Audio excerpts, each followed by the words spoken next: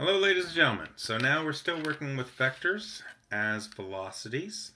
I've got a canoeist who can paddle 5 kilometers an hour in still water. They wish to cross a river that is 400 meters wide. Hold on while I create a river.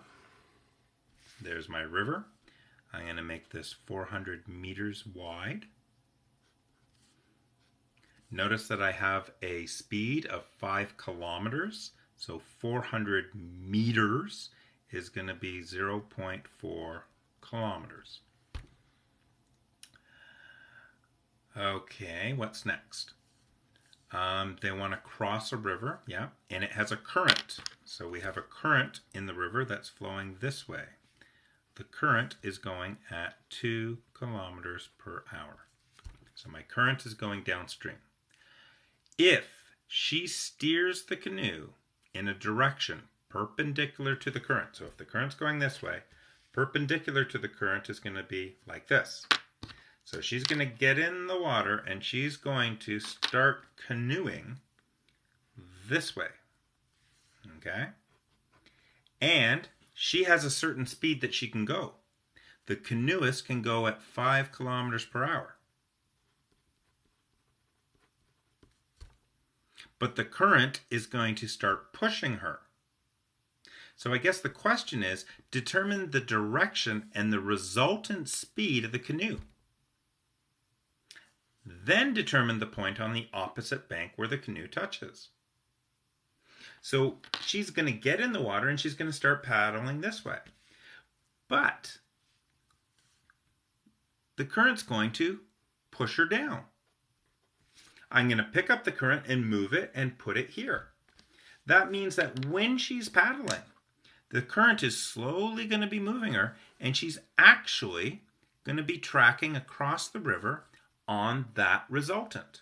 So even though she tries to maintain this straight course, she looks straight across and she goes for it, the current's slowly going to be working on her, and it's going to force her to go in that direction. Now please understand, she doesn't canoe all the way across and all of a sudden go zip down. That's not the way it works. She's moving down in each one. This is the actual path she's taking. We're just using these as component vectors. So this is going to be 2 kilometers per hour. Now notice we said perpendicular, so we get to make a nice little right triangle there. This is going to be her resultant.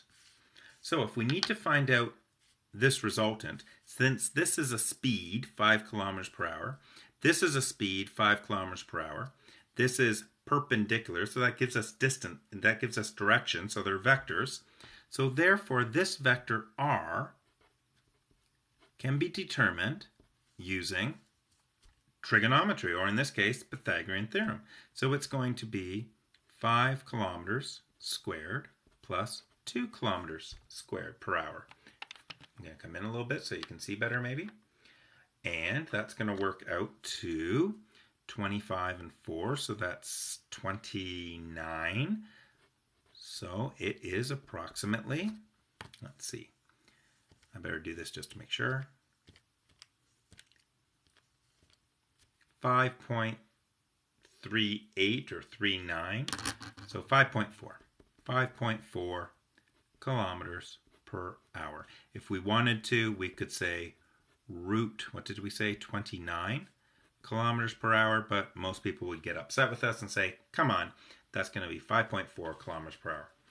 So that means that she's actually moving a little bit faster as she goes across here than she is as she goes straight across at 5 kilometers per hour. And that kind of makes sense because she's got farther to go.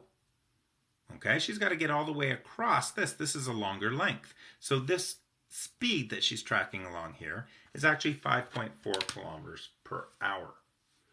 Now, so what did we do? We determined the resultant speed.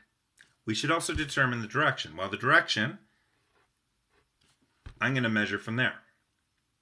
Okay, so that is going to be opposite over adjacent, so tan of theta will equal opposite over adjacent, so that'll be 2 over 5. So let's see, 2 divided by 5, second function tan is approximately 22 degrees.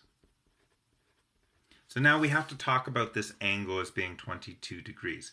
So I think what you might say is, if you consider straight across being perpendicular to the current, you might say that it's 22 degrees downstream. Okay, so this is straight across, 22 degrees downstream. Or we could then take that 22, notice that this is a 90. We could do 90 minus 22, and we could say that it makes a 60-degree angle upstream from the bank. So you have your choices how you want to do it. In the back of the book or whatever you're doing, they'll have their own ways. But this would be 68 degrees upstream because you're going up the stream from the bank. If you wanted to, you could say downstream, but you'd have to get that whole angle. Or we can just say that it's downstream from perpendicularly across, or just downstream. Okay, guys, so we've took care of the direction and the resultant. Determine the point on the opposite bank where the canoe touches.